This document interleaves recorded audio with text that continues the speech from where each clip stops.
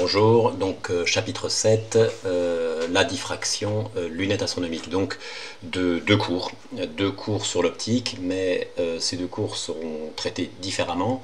Donc la diffraction, c'est un phénomène ondulatoire, tandis que la lunette astronomique, c'est de l'optique géométrique. Donc diffraction, optique ondulatoire, lunette astronomique, optique géométrique. Donc c'est deux cours, c'est de l'optique, mais c'est vraiment deux cours différents. Bon alors, la diffraction, donc le chapitre précédent en physique, on a étudié le phénomène d'interférence. C'est un phénomène ondulatoire. La diffraction aussi. Ça, il y a des ressemblances, mais il y a des différences, et l'interprétation est différente. Voilà. Alors ce qu'on va faire, on va d'abord voir l'effet de la diffraction, ce qu'on observe quand on observe la diffraction d'une onde. Ensuite, on interprétera rapidement, parce que c'est quelque chose de difficile. Cette interprétation, ça se fait dans l'enseignement supérieur en deuxième année. Parce qu'il y a pas mal de maths, c'est difficile. Et ensuite, ce qu'il faut retenir, ce qu'il faut savoir. Voilà, donc d'abord, les effets, ce qu'on observe. Alors, mise en évidence du phénomène de diffraction. Alors, donc j'ai un faisceau lumineux ici, horizontal, et ce faisceau lumineux rentre dans ce qu'on appelle un diaphragme, tout simplement un trou. Par exemple, dans un appareil photo, la lumière rentre dans l'appareil photo, dans l'objectif, et s'il y a trop de lumière, s'il y a trop de faisceaux lumineux, eh bien l'image qui se forme dans l'appareil photo va être trop blanche. Donc du coup, il y a ce qu'on appelle un diaphragme, et c'est un trou qui se ferme, voilà. C'est une plaque avec un trou qui est plus ou moins grand. Donc plus il y a de rayons lumineux, plus ça se ferme. Voilà, on appelle ça un diaphragme. Voilà, donc la lumière rentre dans ce trou. Alors, que va-t-il se passer après? Que va faire la lumière? Alors ça, c'est intuitif. Eh bien, ces rayons-là vont être bloqués, et ces rayons-là vont être bloqués, et les autres vont continuer. Voilà, c'est ça qui va se passer. Donc là, on dit que l'onde a été diaphragmée. L'onde lumineuse a été diaphragmée. Elle a été coupée, en quelque sorte. Voilà. Alors maintenant, on imagine qu'on diminue le trou. Le trou, il passe de ça, et puis il est tout petit. Voilà. Donc un tout petit trou, donc on peut se dire, si le trou diminue, eh bien, on aura moins de rayons qui va passer. L'onde sera encore plus coupée, l'onde sera encore plus affermie. Or, c'est pas du tout ce qu'on observe. On observe ça. Voilà ce qu'on observe. Donc on a notre faisceau lumineux, un tout petit trou, trou très petit. Et donc voilà, c'est quand même assez bizarre. Donc on voit un faisceau divergent. Voilà, un faisceau divergent un peu épais. Ensuite, pas de lumière, rien. Et ensuite, à nouveau de la lumière, rien, pas de lumière. Alors si on regarde en face de l'écran, voilà ce qu'on voit. Voilà, donc ça on appelle ça un faisceau diffracté. Voilà ce qu'on voit. Donc on voit une grosse tache centrale au milieu, puis rien, puis des anneaux colorés, des couleurs colorées. Voilà ce qu'on voit. Donc c'est tout à fait étonnant. Donc je vais vous montrer, alors on appelle ça une figure de diffraction, ça. Je vais vous montrer plusieurs figures de diffraction selon ce que rencontre le faisceau lumineux incident. Donc voilà, donc quand c'est un trou, un très petit trou, voilà ce qu'on voit. Alors, quand je dis très petit trou, c'est une tête d'épingle, le trou. C'est vraiment très petit. Alors, qu'est-ce que j'ai mis? Très petit trou. Ok, tâche. Alors, bon, ça, on appelle ça la tâche centrale. D'accord, bon. Alors, ensuite, si on a une fente, une très petite fente, bien sûr, donc j'ai fait une vue de dessus, donc la fente est comme ça. Et bien, voilà ce qu'on voit. Donc, ça, en vue de dessus, ça ressemble, et en vue de face, ça donne ça. Donc une tâche centrale et des petites tâches secondaires ici. Donc tâche centrale, absence de lumière, petite tâche lumineuse, absence de lumière, petite tâche lumineuse, etc. Si on a un fil maintenant, voilà, donc aussi on a un fil très fin, fil de pêche par exemple, un fil très fin, donc on l'éclaire avec un faisceau lumineux. Alors le faisceau lumineux doit être un petit peu plus large que le fil de pêche, parce que si le faisceau lumineux est moins large que le fil, il ne se passe rien. Mais s'il est un petit peu plus large, ce qui est le cas dans ce que j'ai dessiné, alors c'est tout à fait étonnant, eh bien, il y a de la lumière qui passe derrière, et on obtient la même figure de diffraction. Voilà ce qu'on voit, on observe exactement la même chose, donc c'est tout à fait étonnant. Donc on observe beaucoup de lumière derrière, ici, pas de lumière, et un peu de lumière sur les côtés. Voilà, alors,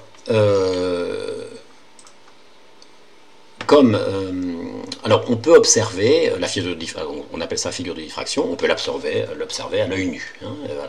Mais si on veut être plus précis, on peut faire une courbe. Hein, une courbe, comme on a vu pour les interférences lumineuses. C'est-à-dire que l'on tapisse de photodiodes l'écran. Quand la photodiode, ici on a une photodiode qui va recevoir de la lumière, donc sa tension va être élevée. La photodiode qui est ici ne va pas recevoir de lumière, donc la tension va être faible.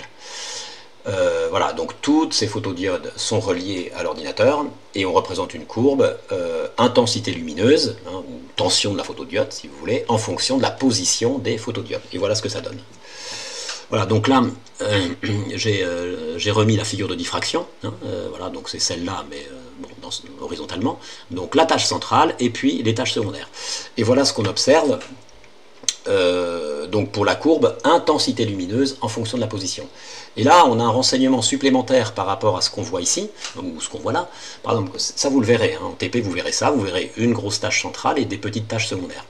Mais en fait, quand on voit la courbe, on voit que l'intensité lumineuse ici, dans le centre, est beaucoup plus important que sur les côtés.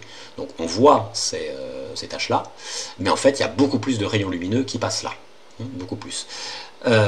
Si vous voulez, cette hauteur-là, c'est 5% de toute cette hauteur-là. Donc même ce schéma, il n'est pas à l'échelle. Hein. Cette hauteur-là, ça devrait faire 1/20 de ça. Donc même cette petite bosse, elle est trop grande. Voilà, donc ça c'est intéressant dans cette courbe. On voit vraiment la quantité de lumière qui est reçue dans l'écran et on voit que c'est au centre qu'il y a le plus de lumière. Donc du coup, on va s'intéresser à cette partie-là, hein, la tâche centrale. Les tâches secondaires, en fait, on va pas s'en occuper hein, du tout. Hein. On va s'intéresser qu'aux tâches centrales. Parce que c'est ça qui est important pour les physiciens, c'est de connaître, de trouver théoriquement cette distance-là, c'est important. Bon, j'expliquerai à la fin pourquoi, je vous donnerai un exemple. Hein, pourquoi. Voilà, donc on ne s'occupe pas des tâches secondaires, on va s'occuper de la tâche centrale, parce que c'est là où il y a le plus de lumière. Alors je continue maintenant. Alors là, on a vu des diffractions avec ondes lumineuses. Maintenant, on peut faire des diffractions, je vous dis. Dès qu'on a une onde, il peut y avoir diffraction. Donc avec le son ou avec une cuve à ondes. Hein. Donc on a un plan d'eau, et puis on prend une règle comme ça. Voilà, on a un plan d'eau, on prend une règle, et puis on tape comme ça, alternativement sur le plan d'eau, et donc du coup on va avoir des vagues qui vont partir. Hein. Des vagues qui vont partir, voilà, c'est ce que je vous montre ici. Voilà. Et dans le plan d'eau, on met une fente, hein, c'est-à-dire qu'on met deux murs en quelque sorte, et puis donc l'onde va passer au milieu. Donc ça c'est l'onde initiale, hein, la règle, on tape avec la règle à gauche, donc l'onde se propage comme ça, et puis bon, en gros, pour faire simple, on voit que l'onde suit, hein, passe à travers la fente, voilà, et ne va pas trop derrière, hein, voilà. Donc on va dire que là, l'onde mécanique est diaphragmée, hein. Alors fente large, onde incidente, donc l'onde, on va dire qu'elle est diaphragmée, il n'y a pas trop de vagues ici. En tous les cas, en contraste avec ce que je vais vous montrer maintenant, il n'y en a pas beaucoup. C'est-à-dire que maintenant, on va fermer, on va mettre une fente fine.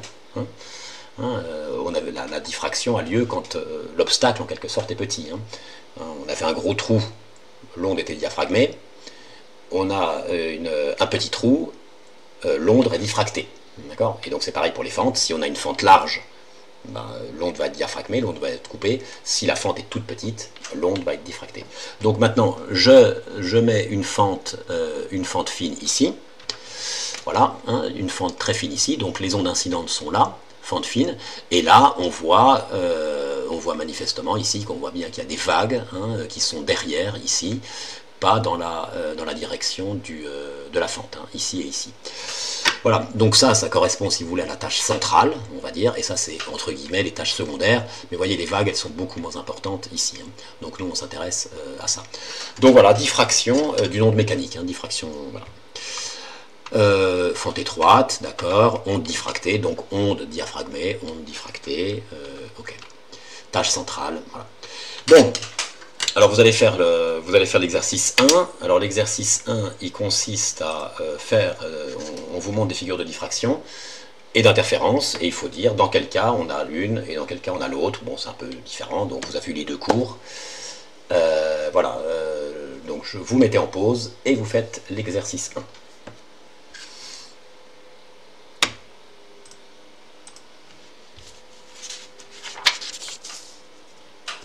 Alors, exercice 1. Alors, exercice 1. Préciser s'il s'agit de figures de diffraction ou d'interférence justifiées sommairement. Alors on regarde un petit peu partout, vous voyez, voilà, vous avez ça. Donc il y en a 6, hein, c'est ça, 6. Très bien. Bon, bah, qu'est-ce qui différencie une figure d'interférence d'une figure de diffraction? Eh bien, dans les deux, on a des tâches, mais dans la figure de diffraction, on a une tâche centrale. Et d'ailleurs, il y a quelque chose que j'ai oublié de vous dire. Je reviens ici, que je vous montre ici, concernant la tâche centrale. Regardez, quand on a cette figure-là, là on a la tâche centrale, et la largeur de la tâche centrale, eh bien, est 2 fois plus large que les tâches secondaires. Hein, vous voyez, voilà, ça c'est 2 fois plus large que ça. Hein. Les tâches secondaires, elles ont toutes la même largeur, et la tâche centrale 2 fois plus large. Donc c'est ça qui va nous indiquer si on a une figure de diffraction, s'il y a une tâche centrale qui est plus large que les autres, et dans les figures d'interférence, les franges ont la même distance. Hein, d'accord. Bon, alors moi, pour rédiger l'exercice, ce qu'il y a de mieux, je trouve, c'est d'écrire ça. Hein. Figure, moi j'écrirais figure de diffraction.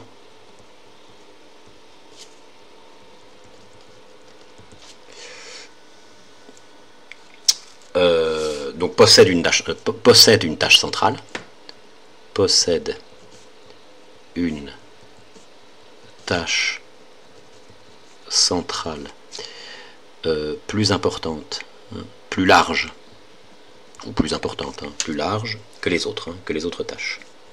Que les autres tâches. Et j'écrirai figure d'interférence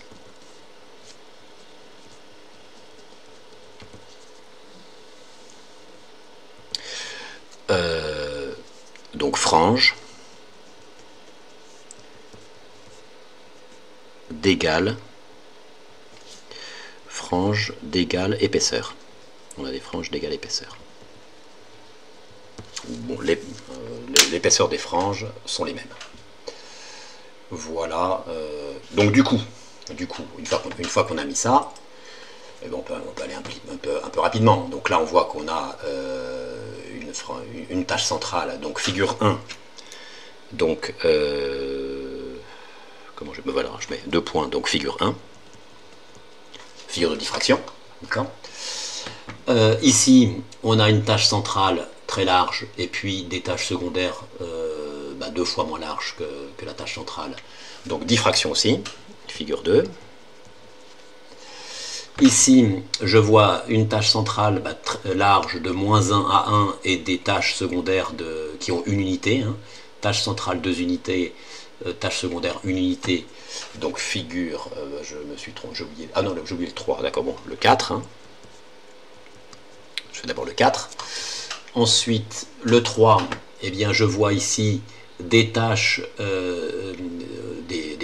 d'égale épaisseur, donc des franges d'égale épaisseur. Donc il s'agit d'interférence. Alors là, il n'y en a pas, ok, très bien. Mais en tous les cas, il n'y en a pas une qui est une au centre, ou une qui est plus large que les autres. Hein. Donc figure 3, interférence. Voilà. Figure 5, interférence aussi, parce que toutes les franges ont la même épaisseur, donc figure 5. Figure 5. Ensuite, QVAO. Alors, on va regarder un petit peu les deux d'abord. Donc, je vois qu'il y a beaucoup de vagues ici, pas de vagues, beaucoup de vagues, pas de vagues, beaucoup de vagues, pas de vagues, etc. Donc, l'angle est à peu près le même. Hein. Donc, entre guillemets, l'épaisseur des franges sont la même. Ici, je vois toute cette zone où il y a beaucoup de vagues. Ici, il y a des vagues. Là, il y a des vagues. Donc là, une sorte de tâche centrale, en quelque sorte, hein, ici. Hein, un grand domaine où il y a des vagues qui ont une amplitude très importante. Donc du coup, figure 7, c'est diffraction. Et figure 6, c'est interférence. Voilà. Voilà pour l'exercice 1. Donc on reprend. Donc ça. Alors, donc ça j'avais vu, donc on avait vu, exercice, voilà. Alors maintenant on va l'interpréter. Alors juste sans calcul comme ça, l'idée, hein, l'idée générale. Alors, donc je vais prendre comme exemple, je vais prendre, c'est peut-être plus simple, voilà, ce cas-là. Hein. Donc on a un faisceau lumineux qui frappe une fente et on observe une figure de diffraction. Donc dans cette fente, ici, là, on peut dire que donc cette fente, c'est une source lumineuse. Mais on peut décomposer cette source lumineuse en une infinité de petites sources lumineuses. Ici, on va dire qu'on a une petite source lumineuse, juste à côté aussi, et chaque source lumineuse émet des rayons dans toutes les directions. C'est ce que j'ai dessiné là. Voilà, donc on a la fente, j'ai fait un agrandissement, on a la fente étroite. Alors plutôt que de dessiner une infinité de sources, voilà, je simplifie, on va dire qu'il y en a 6. Donc ici j'ai une petite source lumineuse, la source S1 envoie des rayons dans toutes les directions. Pareil pour S2, etc. Alors, toutes ces sources lumineuses vont éclairer l'écran. Donc du coup, par exemple, au point A de l'écran, le point A de l'écran va recevoir de la lumière de la source S1, de la source S2, de la source S3. Donc le point A de l'écran va recevoir des ondes lumineuses de S1, de S2, de S3. Donc du coup, ces ondes lumineuses vont se superposer au point A. D'accord ?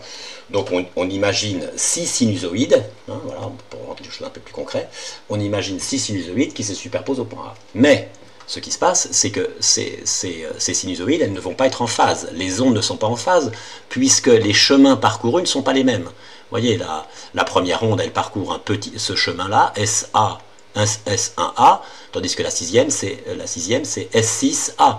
Et S6A, c'est un chemin plus long. Donc il n'y a aucune raison que les ondes soient en phase. D'accord ? Donc du coup, il va falloir faire la somme de 6 sinusoïdes. D'accord ? Alors il y a 3... Alors, on va obtenir une courbe résultante, voilà, en faisant la somme. Donc il y a 3 possibilités, comme les interférences, il y a 3 possibilités. Soit on va obtenir un maxima, c'est-à-dire une sinusoïde avec une grande amplitude, soit les 6 sinusoïdes sont en sorte que l'amplitude résultante est nulle, ou soit c'est le cas intermédiaire, où on a une certaine amplitude qui est entre le maxima et le minima pour la sinusoïde résultante. Voilà, donc c'est ça le phénomène de diffraction. En fait, le phénomène de diffraction, c'est des interférences, mais pas avec 2 sources, avec une infinité de sources, mais c'est un peu bizarre, cette infinité de sources, elles sont microscopiques, elles sont dans la fente. Voilà, c'est en ça que c'est un peu bizarre. Mais l'obtention de cette figure s'explique par la superposition d'ondes issues de la fente, d'ondes issues des sources constituant la fente. Alors, il y a 3, donc j'ai mis 3 points sur l'écran. Voilà, donc au point A, il y a un peu de lumière au point A, puisqu'on a une petite bosse, il y a un peu de lumière. Donc l'amplitude de l'onde résultante, due à ces interférences, fait qu'on a un peu de lumière. On a une onde. Au point B, on a énormément de lumière. Donc là, la superposition fonctionne bien, on va dire. Voilà. Au point C, on a très très peu de lumière, parce que le point C, je crois que c'est 1% de cette hauteur-là, donc on a très peu de lumière. Et puis si j'avais mis un point D ici, là, voilà, eh bien au point D, la superposition des 6 ondes là est telle que l'amplitude résultante est nulle. La sinusoïde résultante fait une courbe nulle. Voilà l'interprétation. Bon, mais ça, vous voyez, je l'ai mis entre parenthèses, parce que voilà, ce paragraphe, c'est pas du tout au programme, je vous l'ai mis comme ça. Alors, qu'est-ce que j'ai écrit? La fente est constituée d'une infinité de petites sources, S1, S2, S3, qui émettent de la lumière sur l'écran. Toutes ces sources créent des interférences sur l'écran, c'est ce que je vous ai expliqué. Au point A, B et C de l'écran, ces sources créent des interférences constructives, surtout en B. Et puis au point D, eh bien, si j'avais le point D ici, ça serait des interférences destructives. Donc voilà l'interprétation. Alors maintenant, concrètement, alors qu'est-ce qu'il faut retenir? Alors, il faut quand même retenir quelque chose. Eh bien, la diffraction apparaît quand une onde, alors d'abord c'est un phénomène ondulatoire, quand une onde rencontre un petit obstacle. Alors ce que j'appelle petit obstacle, c'est soit un fil, soit une fente, soit un trou petit. Voilà. Et c'est bien sûr un phénomène ondulatoire, comme je viens de vous l'expliquer, avec les interférences, la superposition d'ondes. Voilà, c'est ça qu'il faut retenir. Alors maintenant, ce qu'il faut savoir, donc vous voyez, j'ai mis ce paragraphe en rouge, donc en gros, là, ce que vous devez savoir, c'est tout ça. Eh bien, on vous donne une situation, on vous donne une onde incidente, il y a l'onde rencontre un obstacle, petit ou grand. Qu'est-ce qui se passe? Est-ce qu'il y a diffraction ou est-ce que c'est diaphragmé? Est-ce que l'onde est diaphragmée ou est-ce que l'onde est diffractée? Voilà, alors, Donc d'abord, il faut bien savoir schématiser le phénomène de diffraction. Donc, onde incidente, une fente, quoi, l'obstacle, voilà, et puis après, l'onde est diffractée. Alors, ici, il faut faire une onde qui continue tout droit, ici, voilà, et puis après, ici, il va y avoir une partie de cette région, où quoi, ici, on aura une onde aussi, hein, qui va se propager. Et ça se dessine comme ça, d'accord. Voilà, donc là, tout droit, et ici, vous voyez, l'onde se propage dans cette région-là, et dans cette région-là. Voilà, où bon, intuitivement, on n'aurait pas trouvé ça. Mais c'est le phénomène de diffraction. Et vous voyez, ici, j'ai défini un angle, et en fait, c'est cet angle qui est important. Plus cet angle est grand, et bien plus le phénomène de diffraction est important. Hein. Donc, si cet angle est nul, eh bien, l'onde est diaphragmée. On n'a pas d'onde ici. Alors, la valeur de cet angle doit être connue dans un cas, hein, quand l'obstacle est une fente ou un fil. Hein, c'est la même expression. Donc je l'écris, alors voilà, alors oui, alors on s'occupe toujours de la tâche centrale. Hein. Ici, effectivement, là et là, il peut y avoir des ondes, de la lumière, mettons, mais c'est 1% ou de 5% de là, donc on s'en occupe pas. Hein. C'est que la tâche centrale. Voilà, bon, donc ça, voilà, vous retenez, pour dessiner correctement une onde, bon, voilà, il faut retenir un petit peu ce schéma. Donc là, on a des arcs de cercle, hein, ici, hein, le centre du cercle étant ici. Alors A, bon, c'est la largeur de la fente, le diamètre d'un fil. Ça peut être un atome, effectivement. On peut faire de la diffraction. Vous aviez eu, ça peut être voilà, la diffraction peut être faite par des atomes. Hein. Alors cet angle porte un nom. Il y a deux noms possibles, soit l'angle de diffraction, soit l'écart angulaire. Alors voilà, donc pour un fil ou une fente, eh bien l'expression de cet angle, c'est ça, hein, c'est lambda sur A. Donc là, on voit que c'est un phénomène ondulatoire parce qu'il y a la longueur d'onde. Hein, cet angle dépend de la longueur d'onde. Alors l'unité, donc la longueur d'onde c'est une distance, hein, voilà. Le A c'est une distance aussi, puisque c'est la largeur, donc il faut la même unité ici. Hein. Donc on va dire mètre, mais bon, vous pouvez mettre centimètre, centimètre, mais il faut que ce soit la même unité. Hein. Et A, c'est un angle, donc c'est une pseudo-unité, hein, un angle, une unité mathématique, c'est les radians, hein, c'est pas des degrés. Alors A est en radian, faites attention, et pas en degrés. Et puis bon, lambda et A, même unité, hein, c'est surtout ça qui est important. Bon, en mètre, hein, en général. Alors, si c'est pas une file ou un fente, ça sera à peu près de toute façon égal à ça. Hein. Je vous donne un exemple, pour un trou, alors ça je l'ai mis en noir, hein, pour un trou, ben c'est environ égal à ça, de toute façon, d'une façon générale, et bien pour l'expression précise, c'est ça, c'est 1,22, vous voyez, on a 1,22 ou 1, c'est à peu près pareil. Donc de toute façon, c'est proche de ça.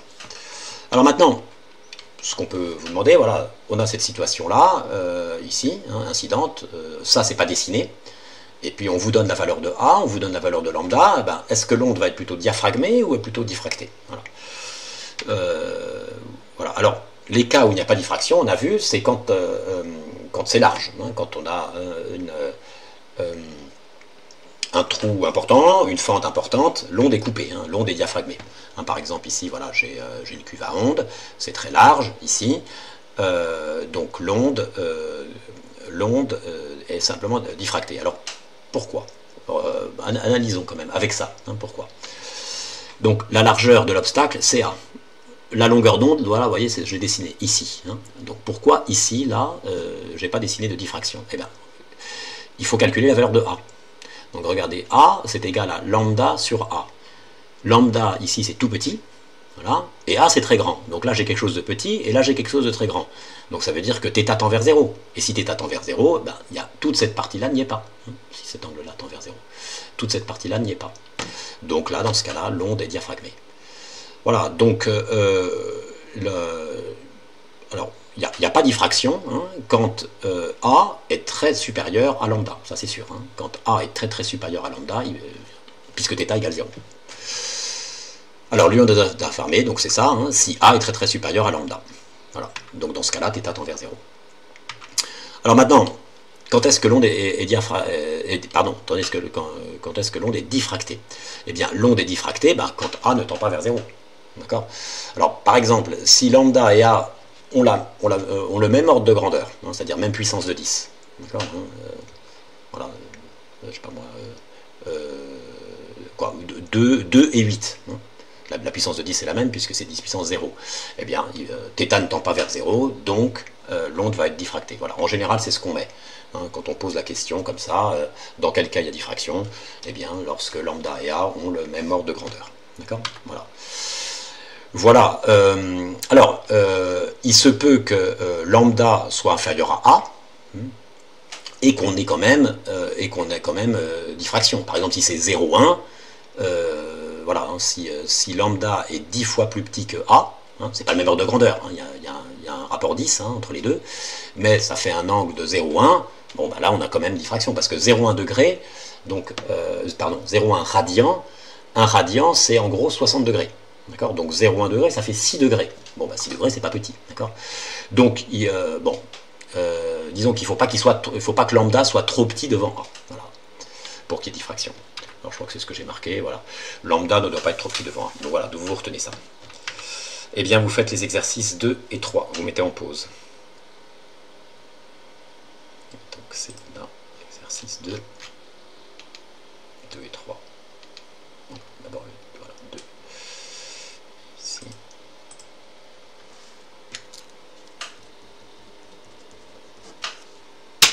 Alors, je corrige les exercices 2. Alors, on vous dit qu'un angle de pi, hein, en radian, correspond à 180 degrés. Et ça se note comme ça, hein, pi radian, double flèche, 180 degrés. Alors, une onde sonore de fréquence 1000 Hz se propage dans un couloir. Hein, ici, vous avez le couloir. Hein, donc, c'est-à-dire que vous avez un haut-parleur ici, concrètement. Un gros haut-parleur, et l'onde, hop, se propage comme ça. Alors, bon, c'est un exercice théorique, hein, on est d'accord. Hein, c'est pas... Hein. À l'extrémité du couloir se trouve la porte d'entrée de la maison. D'accord, ici, hein, il y a la porte d'entrée qui est ouverte, hein, grande ouverte. Voilà. Alors cette porte, là, de là à là, ça fait 83 cm, hein, et elle est ouverte. Montrez que l'onde sonore est diffractée par cette ouverture. La porte se comporte comme une fente. Bon. Très bien. Bon, bah, il va falloir comparer. Hein,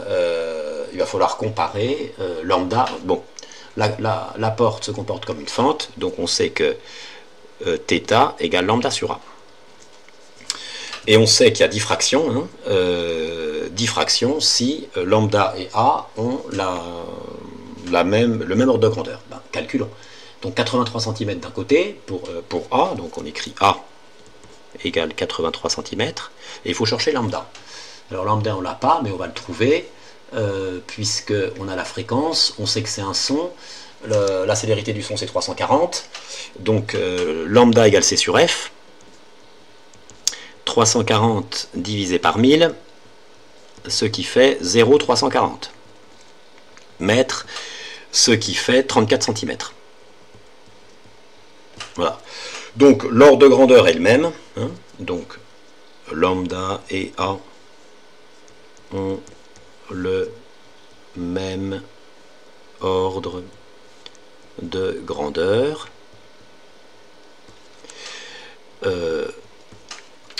Donc l'onde